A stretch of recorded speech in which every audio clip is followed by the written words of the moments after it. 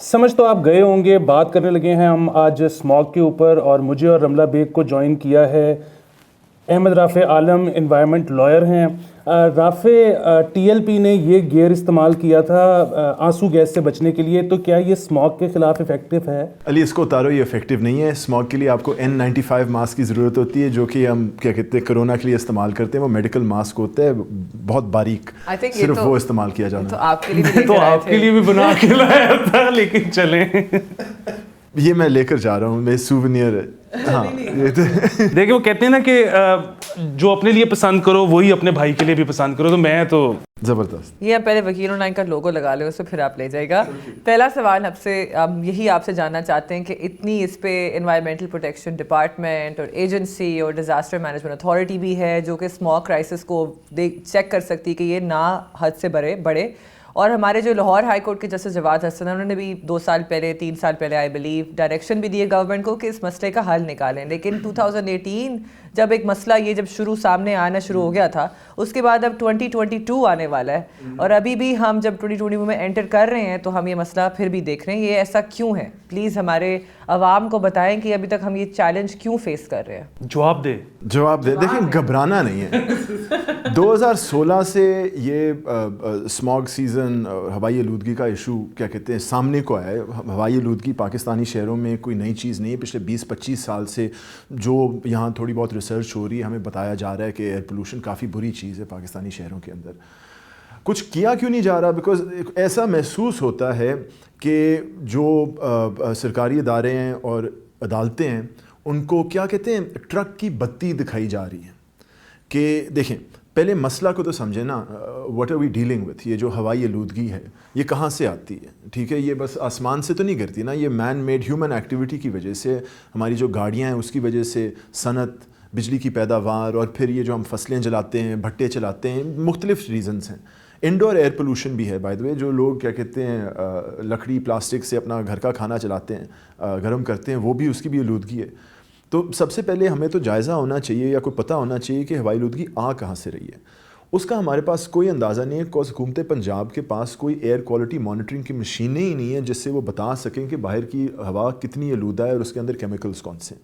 اب بغیر کسی پکچر کے، اگر بغیر کسی ڈیٹا کے آپ کوئی پالیسی رسپانس بنا رہے ہوں، تو وہی فوج والی بات نہیں ہے کہ صبح آپ کیا کہتے ہیں کھو دیں اور پھر شام کو اس کو بھر دیں، تاکہ کارروائی جو ہے نا نظر آ رہا ہے جنرل صاحب کو جو ہے نا کہ جوان جو ہے کام کر رہے ہیں۔ اور ایسا ہی محسوس ہو رہا ہے کہ ہمیں بتایا جا رہا ہے کہ جی مانیٹر تو ہے نہیں، لیکن مسئلہ اتنا برا نہیں ہے، ہم نے بھٹے روک دیے ہیں۔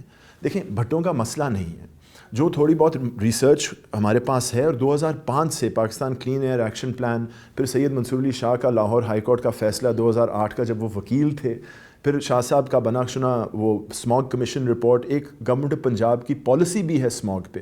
اس کے اور ان سارے ڈاکیومنٹس کے اندر ہمیں ایک چیز کلیئر ہے کہ جو ہوائی آلودگی پنجاب میں پیدا ہوتی ہے، پورے پنجاب میں، لاہور میں نہیں، پورے پنجاب میں تقریباً 45% وہ گاڑیوں کے دھوئیں کی وجہ سے۔ پھر آپ کے پاس آتی ہے صنعت کی پیداوار کی وجہ سے ہوائی آلودگی جو پیدا ہوتی ہے، اس کے بعد پھر بجلی کی پیداوار کوئی 10-12% ہے، اور باقی پھر یہ سب فصلیں شصلیں ہیں۔ اب اگر یہ درست پکچر ہے، بغیر مانیٹرز کی جو ریسرچ ہوئی ہے، اگر یہ درست پکچر ہے تو کام جو ہے ہمیں کرنے والا وہ پیٹرول صاف کرنے کا ہے۔ اس وقت پاکستان کے اندر جو کوالٹی پیٹرول ملتی ہے، جس میں سلفر جو ہے وہ ہزاروں پارٹس پر ملین میں آپ کو ملتا ہے، سب سے گندا پیٹرول، دنیا کا سب سے گندا پیٹرول ہے۔ اب جو مرضی آپ کریں، جتنی اچھی گاڑیاں لے کر آئیں، اس میں سلفر پیچھے سے نکلے گا، دیٹ از بیڈ فیو، وہ تو کیا کہتے ہیں گرین ہاؤس گیس بھی ہے۔ تو ہمیں پیٹرول کے بارے میں کچھ کرنا پڑے گا۔ پاکستان کے اندر جو پیٹرولیم ریفائنریز ہیں، ان کے پاس ٹیکنالوجی موجود نہیں ہے جہاں وہ یہ فرنس آئل کو کروڈ کو یورو 4 یا 5 اسٹینڈرڈ تک لے کر آئیں، کوئی high value high quality petrol تک۔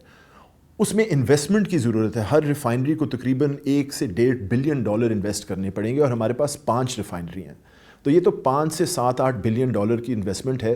ہمیں تو IMF سے نیگوشیٹ نہیں کرنا آتا، ایک چاہیے، وہ ہم نیگوشیٹ نہیں کر سکتے، تو یہ سب سے بڑا مسئلہ ہے۔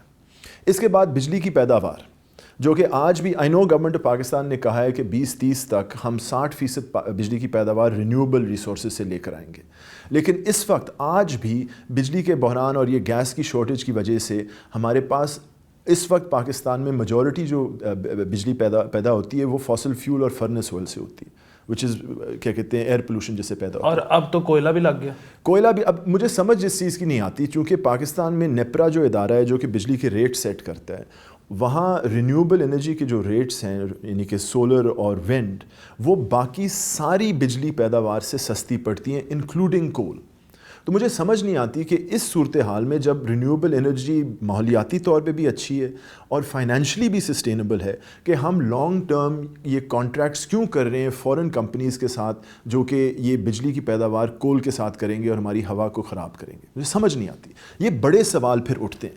دیکھیں فصلوں میں اور اگر بھٹوں پہ آپ ایکشن لینا چاہیں تو آپ کر سکتے ہیں, آپ دکھا سکتے ہیں حکومت کو کہ جی 400 FIR ہم نے کاٹ دی ہیں, اتنی فیصد بھٹے جو ہم نے کنورٹ کر دیے ہیں, مگر جو اصلی باتیں, پیسے والی باتیں ہیں, پاور سٹرکچر کو ڈسٹرب کرنے والی باتیں ہیں, وہاں کوئی جاتا نہیں. آپ گھر پہ سولر لگوا کے دیکھ لیں, آپ کا جو میٹر ہے نیٹ میٹرنگ, اگر منسٹر جاننے والا نہیں ہے تو ہوگی ہی نہیں.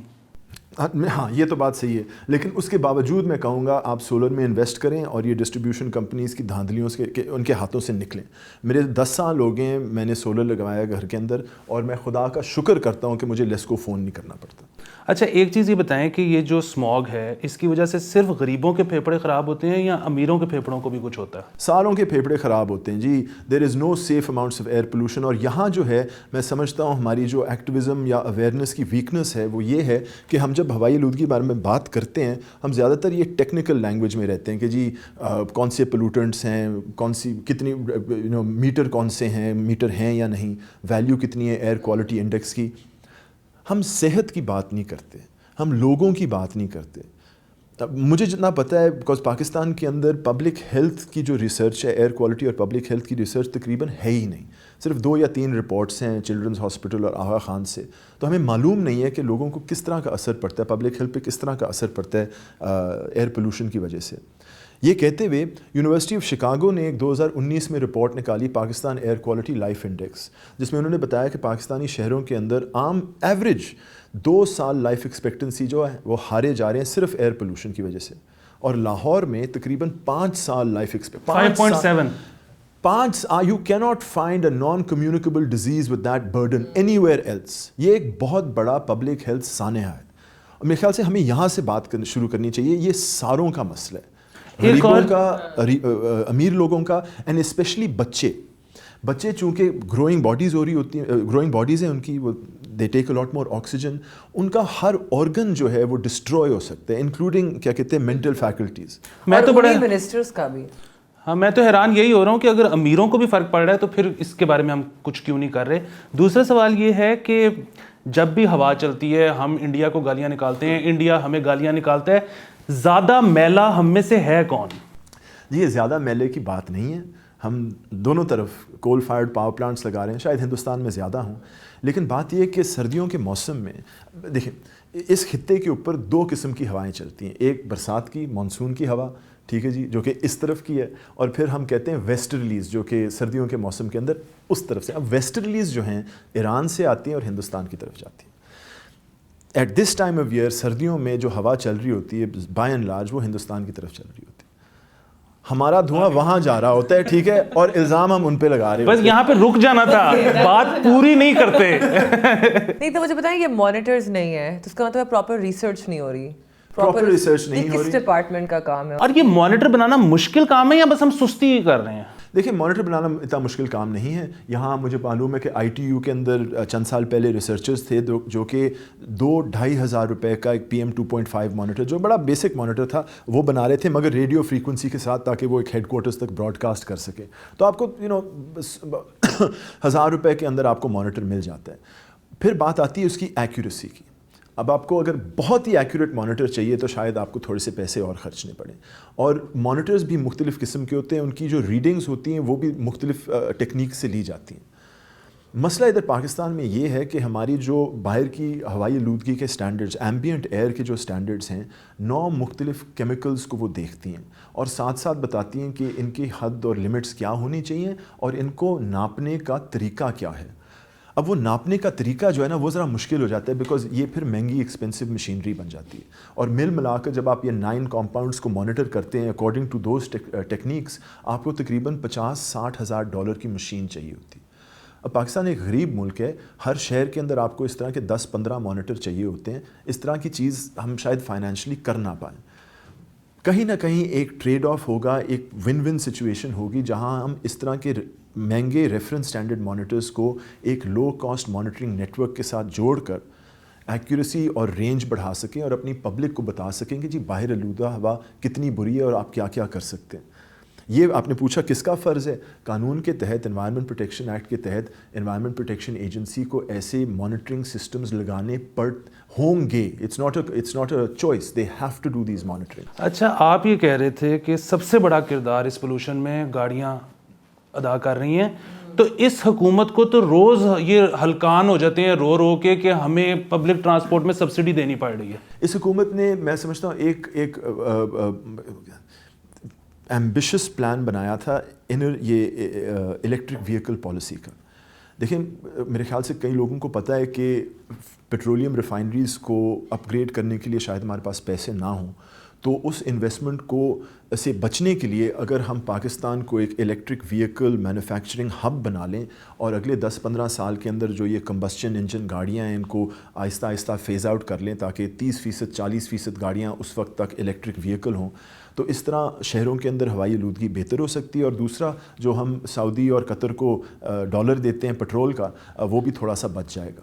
تو یہ پالیسی اپروو ہوئی, پھر یہ پالیسی پھنس گئی چونکہ ہمارے جو لوکل کار مینوفیکچررز ہیں انہوں نے سوال اٹھایا اور 2 نئے گروپس آ گئے. 2 نئے گروپس ہیں. اب وہ الیکٹرک وہیکل پالیسی جو ہے ذرا ونگی ہوئی ہے ان دا سینس کہ وہ موٹر سائیکلز, رکشوں کے لیے اور بسز کے لیے, اور ساتھ میں اس حکومت نے automobile industry, fossil fuel combustion engine automobile industry کو سبسڈی دی ہے. پبلک ٹرانسپورٹ پہ رونے نکل جاتے ہیں.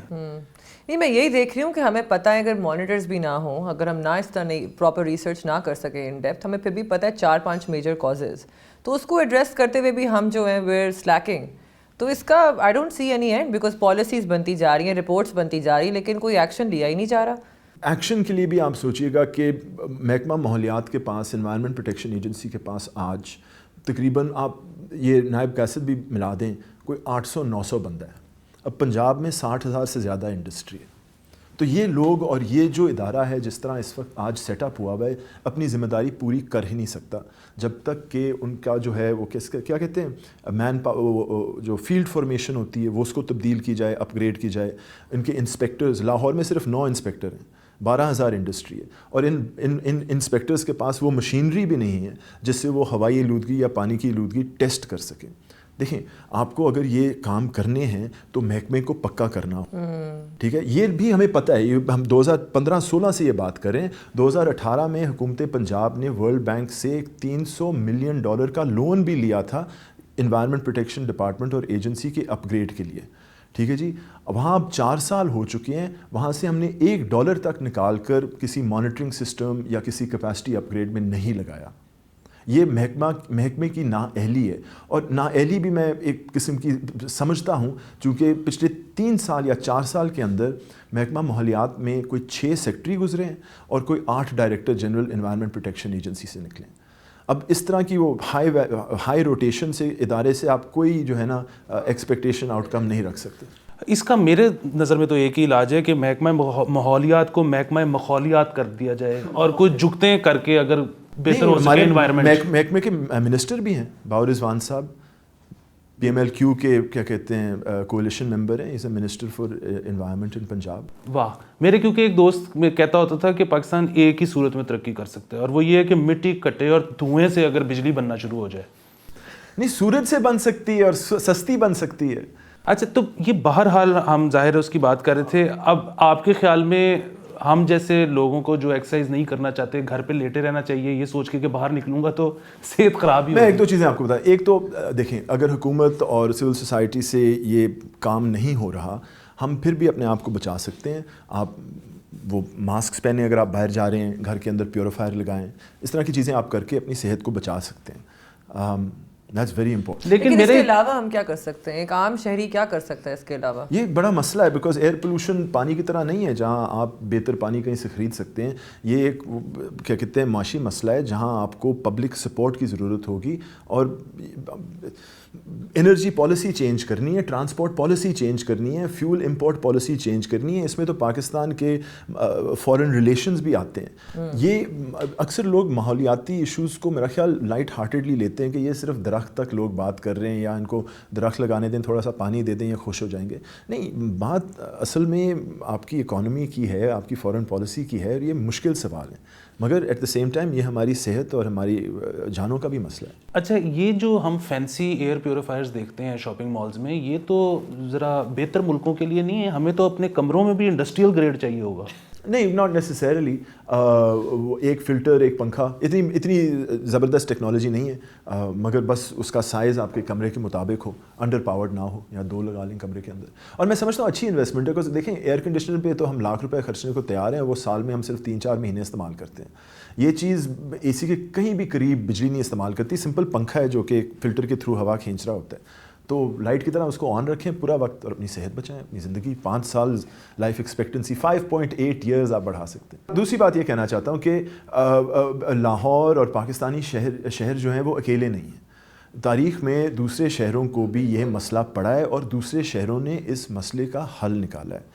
جن شہروں نے, جیسے Mexico City, Los Angeles, New York, Paris to some extent, London بڑی مشہور, بیجنگ نے بھی, ان میں سب چیز, سارے شہروں میں ایک کامن تھریڈ چل رہا ہے. وہاں کے شہریوں کے پاس ایک سوچ, ایک ویژن تھی جو کہ ان کے 5 سال کے پولیٹیکل سائیکل سے لمبی تھی. ایک ویژن تو ہونا کم از کم ایئر پولوشن کی.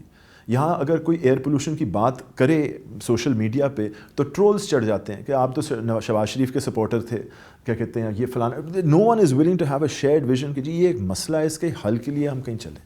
اچھا, یہ میں بھی 2016 سے تو فالو کر ہی رہا ہوں آپ لوگوں کی پوسٹس, اور اس میں ہوتا یہ ہے کہ بیجنگ ابھی بھی کمپیٹ کرتا ہے کئی دفعہ ہمارے ساتھ, ریاض بھی کرتا ہے, دلی تو خیر کرتا ہی ہے, وہ اور بات ہے کہ لاہور نمبر 1 ہے.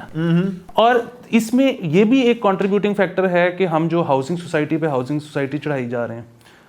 ہوگا, کنسٹرکشن ڈسٹ بھی ایک مسئلہ ہے ہوائی آلودگی میں, بالکل, لیکن کسی نے ابھی اس کو ناپا نہیں, کیونکہ ہم نے سورس اپورشنمنٹ اسٹڈی صحیح طرح نہیں کی ہوئی. اچھا, اور کوئی مجھے کہہ رہا تھا, مجھے ایگزیکٹلی یاد بھی نہیں کہ وہ شخص کون تھا, لیکن یہ جو جتنی نئی ہاؤسنگ سوسائٹیز بن رہی ہیں جن میں ابھی تک گھر بننا شروع نہیں ہوئے, یا بہت زیادہ ایریا ہے جو فارغ پڑا ہوا ہے, وہاں پر کیوں نہیں درخت لگائے جا سکتے کہ بھائی جب تک کوئی آتا نہیں تب دیکھ لیں گے جب کوئی آئے. نہیں, لگاؤ درخت یار, لیکن درختوں سے اگر آپ سمجھتے ہیں کوئی آلودگی بہتر ہوگی تو پھر آپ مسٹیک.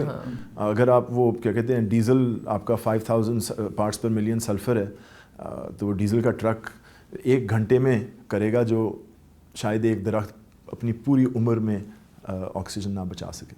بالکل ٹھیک ہے. آپ لوگ ہمیشہ ہم سے شکوہ کرتے ہیں کہ ہم آ کے ڈپریسنگ باتیں کرتے ہیں. ہم نے اس دفعہ ایکسپرٹ کو بلایا, اس نے بھی کوئی خاص امید نہیں جگائی, تو آپ کے نصیبوں میں ہے ڈپریس رہنا, ہمارا کوئی قصور نہیں. اگلے ہفتے ملتے ہیں, خدا حافظ.